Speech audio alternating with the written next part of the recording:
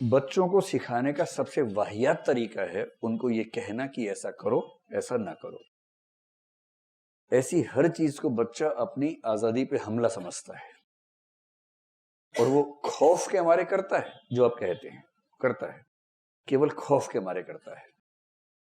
इसलिए नहीं करता कि उसके मन में वो बात आ रही है। इसलिए सबसे बेबुनियाद तरीका है बच्चों को उपदेश देना, निर्देश देना कि ये करो, ये मत करो। जैसे आपको कितना सिखाया होगा झूठ मत बोलो, आपने छोड़ दिया।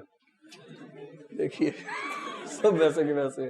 कितना सिखाया चोरी मत करो, आपने बताया कि आप सबने चोरी कर रखी है, एक को छोड़ के सबने बताया था, है ना? अच्छा, बताने से पहले कर ली थी, तो जब बताया उसके बाद कभी नहीं की, मौका नहीं पड़ा।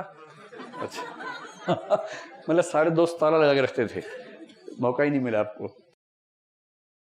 बच्चों को सिखाने का सही तरीका है परोक्ष तरीका। जो कायदे के पेरेंट्स होते हैं वो इसका इस्तेमाल करते हैं, और परोक्ष तरीके का मतलब है आचरण से सिखाना। इस पर एक बड़ा अच्छा सिद्धांत है, जॉन बोंदुरा नाम का आदमी है, हम आगे पढ़ेंगे उसके बारे में।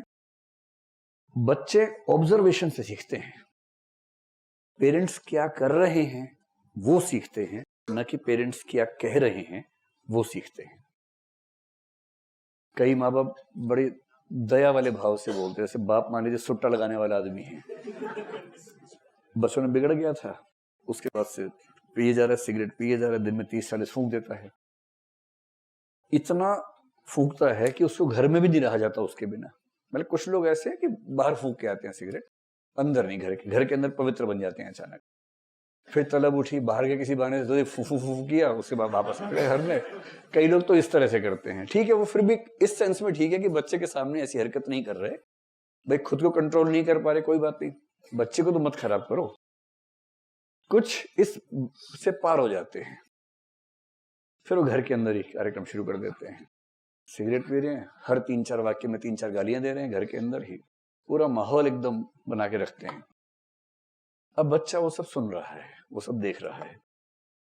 बाप को गिल्ट फीलिंग भी हो रही है कि मेरा बच्चा क्या देख रहा है, क्या सोचेगा, क्या सीखेगा।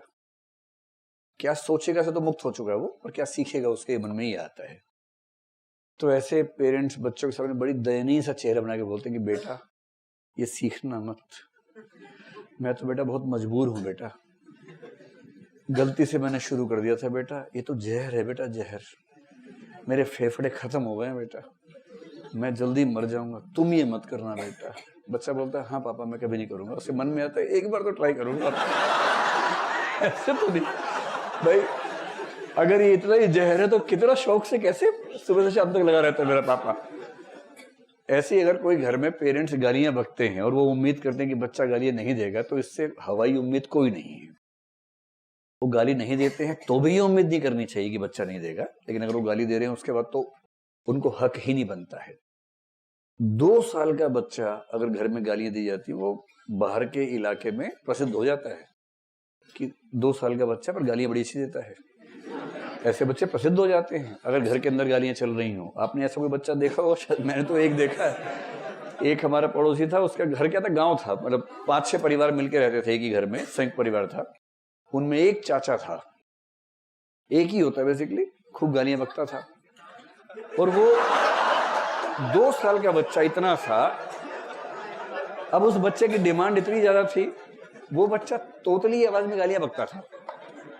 अब समझ रहे कि तोतली आवाज में गालियां, तो आसपास के घरों में सब लोग उस बच्चे को बुलाते थे, इधर इधर इधर इधर इधर, लो चॉकलेट खाओ, चॉकलेट खाओ, दो गाली दो।